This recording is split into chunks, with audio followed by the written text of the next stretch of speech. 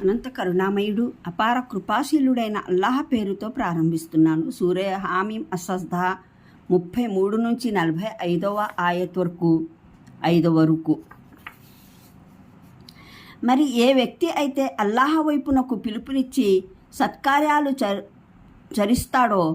సత్కార్యాల్లా ఆచరిస్తాడో, నేను ముస్లింనని ప్రకటిస్తాడో, అతని మాట కన్నా ఉత్తమమైన మాట మరెవరి మాట కాగలదు? ప్రవక్త, మంచి చెడు రెండూ సమానం కావు. నీవు చెడుగును మేలైన మంచితో తొలగించు, నీవు గమనిస్తావు. నీతో శత్రుత్వం ఉన్న వ్యక్తి నీకు ఆప్తమిత్రుడయ్యాడన్న విషయం. ఈ సద్గుణ భాగ్యం అందరికీ ప్రాప్తం కాదు, కానీ సహనశీలులకు మట్టుకే ఈ స్థానము ప్రాప్తం కాదు, కానీ మహాసౌభాగ్యవంతులకు మాత్రమే. ఒకవేళ నీకు శైతాన్ తరపున ఏదన్నా దుష్ప్రేరణ కలిగితే అల్లాహ్ శరణు వేడుకో. ఆయన అన్నీ వింటాడు, అన్నీ తెలుసుకుంటాడు. అల్లాహ్ సూచనలలోనివే ఈ రేయి పగలు. సూర్యుడు చంద్రుడు సూర్యచంద్రులకు సజ్దా చేయకండి. వీటిని సృష్టించిన దైవానికి సజ్దా పరిణామం చేయండి, నిజంగానే మీరు ఆయన్నే ఆరాధించేవారైతే. కానీ వీరు గర్వంలో పడి తమ మాటనే మొండిగా పట్టుపట్టి నిక్కు చూపినట్లయితే పర్వాలేదు. నీ ప్రభువుకు సన్నిహితులైన దైవదూతలు రేయింబవళ్ళు ఆయన పరిశుద్ధతను కొనియాడుతూనే ఉంటారు, ఎంతసేపటికి అలసిపోరు. అల్లాహ్ సూచనలోనే ఇది ఒకటి. నీవు చూస్తూనే ఉన్నావు, నేల బీడువారి ఉంది. మేము అలా దానిపైన వాన కురిపించామో లేదో వెంటనే అది పులికిస్తుంది, ఉబ్బిపోతుంది. నిశ్చయంగా ఏ దైవమైతే ఈ ప్రాణం లేని నేలను బ్రతికిస్తాడో ఆయనే మృత్యులకు జీవితం అనుగ్రహించేవాడు. నిస్సందేహంగా ఆయన ప్రతి విషయానికి సమర్థుడైనవాడు. ఎవరైతే మా ఆయట్లకు వక్రభావాలు తొడుగుతారో వారు మాకు గోప్యంగా ఏమీ లేదు. మీరే ఆలోచించుకోండి. అగ్నిలో పడవేయబోతున్న వ్యక్తి మేలా, లేదా ప్రళయ దినాన శాంతియుత స్థితిలో హాజరయ్యే వ్యక్తియా? మీకు ఇష్టమైనది మీరు చేస్తూ ఉండండి, మీ చేష్టలన్నీ అల్లాహ్ గమనిస్తూనే ఉన్నాడు. ఈ జనులు ఎటువంటి వారంటే, హితబోధనా వచనం వీరి ముందుకు వచ్చినప్పుడు వీరు దాన్ని నమ్మడానికి నిరాకరించారు. కానీ వాస్తవం ఏమిటంటే ఇది ఒక బలవత్తరమైన గ్రంథం, మిథ్య. దీని ముందు నుంచి రాజాలదు, వెనక నుంచి రాజాలదు. ఇది విఘ్నుడు స్తవనీయుడు అవతరింపజేసినది. ప్రవక్త, నీకు చెప్పబడుతున్న దానిలో నీకు పూర్వం గతించిన దైవ సందేశహరులకు చెప్పబడని విషయం ఏదీ లేదు. నిస్సందేహంగా నీ ప్రభువు ఎంతో క్షమాగుణం గలవాడు, అంతేకాదు ఎంతో వ్యధాభరిత శిక్షనిచ్చేవాడు కూడా. ఒకవేళ మేము దీనిని అరబ్బేతర ఖురాన్గా పంపి ఉన్నట్లయితే వీరనేవారు, దీని వచనాలు ఎందుకు స్పష్టంగా ఇడిమర్చి తెలుపడం జరగలేదు? ఎంత వింతైన విషయం!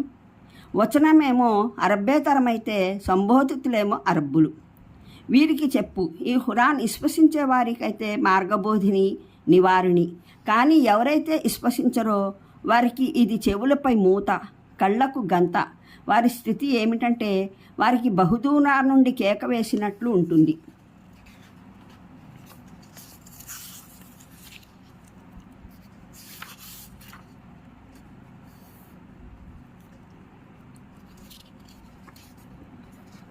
ముప్పై 6వ వివరణ. విశ్వసించిన వారికి సాంత్వన వచనాలు చెప్పి ధైర్యం గొల్పిన తర్వాత ఇప్పుడు వారిని వారి అసలు బాధ్యత వైపునకు పురికొల్పడం జరుగుతుంది. గత ఆయట్లో అల్లాహ్ దాస్యం పట్ల స్థిరంగా నిలకడ కనబరచడం, ఈ మార్గాన్ని అవలంబించిన తర్వాత దాని నుండి తొలగిపోకుండా నిలబడటం ప్రాథమిక సత్కార్యం అని తెలుపడం జరిగింది. ఈ సత్కార్యం వల్ల మనిషి దైవదూతలకు ఆప్తుడు, స్వర్గానికి అర్హుడు అవుతాడని తెలుపబడింది. ఇప్పుడు ఇకపై ప్రాప్తం కానున్న స్థానం గురించి తెలుపడం జరుగుతోంది. అదేమిటంటే నువ్వు స్వయంగానూ సత్కార్యం ఆచరించాలి, ఇతరుల్ని దైవదాస్యం కొరకు పిలుపునివ్వాలి. అత్యంత తీవ్ర వ్యతిరేక వాతావరణంలోనూ ఇస్లాం స్వీకరించినట్లు ప్రకటించడం, ఇస్లాంను వ్యక్తం చేయడం, తన మీరికి ఆపదల్ని ఆహ్వానించడంతో సమానమైన చోట గట్టిగా సుస్థిరంగా నిలబడి నేను ముస్లింని అని చాటాలి. ఈ ప్రబోధనంలోని ప్రాముఖ్యాన్ని పూర్తిగా అర్థం చేసుకునేందుకు ఈ మాట పలికిన ఆనాటి వాతావరణాన్ని దృష్టిలో ఉంచుకోవడం అవసరం. ఆ సమయంలో పరిస్థితి ఏమిటంటే, ఏ వ్యక్తి అయినా ముస్లిం అయినట్లు వ్యక్తం చేసినట్లయితే అతనికి వెంటనే అనుభూతి కలుగుతుంది, తాను క్రూర మృగాల అడవిలో కాలు పెట్టానేమోనని. అక్కడ ప్రతి ఒక్కడూ తన్ను రక్కి నమిలివేయడానికి పరిగెత్తి వస్తున్నాడా అని.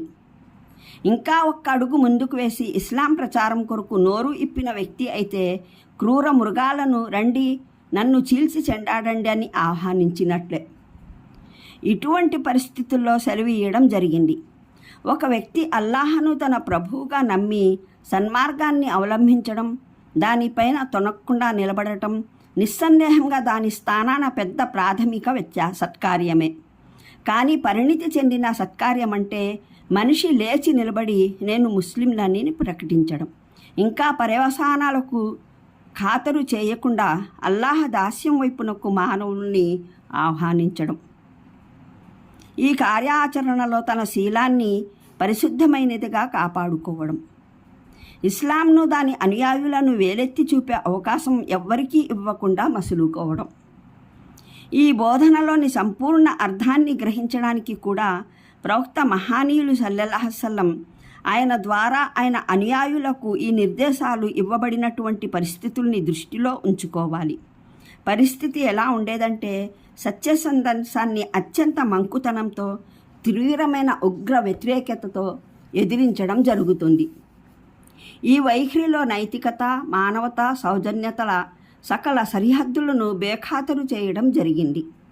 ప్రవక్త శ్రీ సల్లల్లాహు అలైహి వసల్లం ఆయన సహచరులకు వ్యతిరేకంగా ప్రతి ఆబద్ధాన్ని ప్రయోగించడం జరిగేది.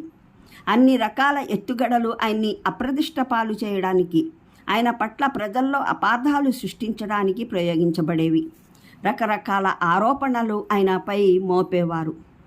వ్యతిరేక ప్రచారం చేసే ఒక మహాసేన ఆయనకు విరుద్ధంగా ప్రజల హృదయాలలో కుశంకలు రేపుతూ తిరిగేది. అన్ని రకాల యాతనలకు ఆయన అనుయాయులను గురి చేసేవారు. వీటికి బేజారెత్తిన ముస్లింలు పెద్ద సంఖ్యలో దేశం వదిలి బయటికి వెళ్ళిపోవడం తప్ప గత్యంతరం లేని స్థితిలో ఉంది. అంతేకాక ఆయన ప్రచార కార్యాన్ని నిరోధించడానికి ఒక కార్యక్రమం రూపొందించడం జరిగింది. గోల చేసే ఒక వర్గం సదా ఆయన కోసం పొంచి ఉండేది.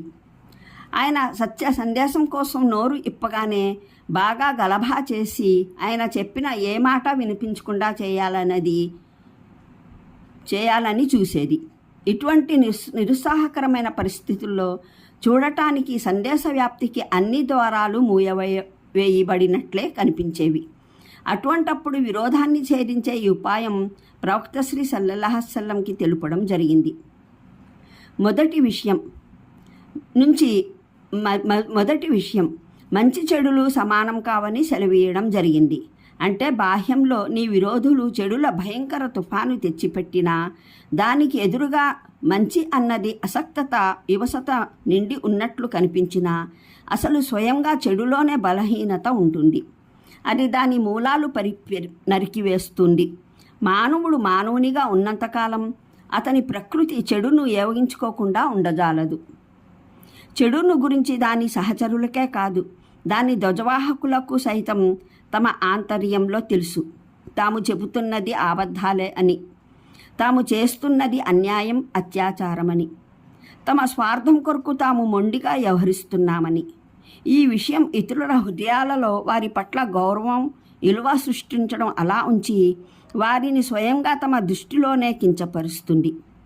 స్వయంగా వారి హృదయాలలో దొంగ దాగి ఉంటాడు. ప్రతి సందర్భంలోనూ వారు తీసుకునే ప్రతి వ్యతిరేక చర్య వారి సంకల్పాన్ని, సాహసాన్ని లోలోనే దెబ్బతీస్తుంది. ఇటువంటి చెడుకు ప్రతిగా పూర్తిగా వివసత, అసక్తతకు లోనైనట్లు కనిపించే మంచి నిరంతరాయంగా పనిచేస్తూ ఉన్నట్లయితే చివరికి అది ఆధిక్యత నుండి తీరుతుంది. మంచి అన్నది స్వయంగా శక్తి. అది హృదయాలను లోబర్చుకుంటుంది. మనిషి ఎంతగా చెడిపోయినా తన ఆంతర్యంలో దాని విలువను గ్రహించకుండా ఉండలేడు. తరువాత మంచి చెడులు ఎదురుబొదురుగా ఒకదాన్ని మరొకటి మారుకున్నప్పుడు, రెంటిసారం బహిరంగంగా ముందుకు వచ్చినప్పుడు, ఇటువంటి పరిస్థితిలోనైతే కొంత కాలం సంఘర్షణ జరిగిన తర్వాతనైతే చెడు పట్ల అసహ్యం, మంచి పట్ల ప్రేమ కనబరచకుండా ఉండేవారు బహు తక్కువగానే మిగులుతారు.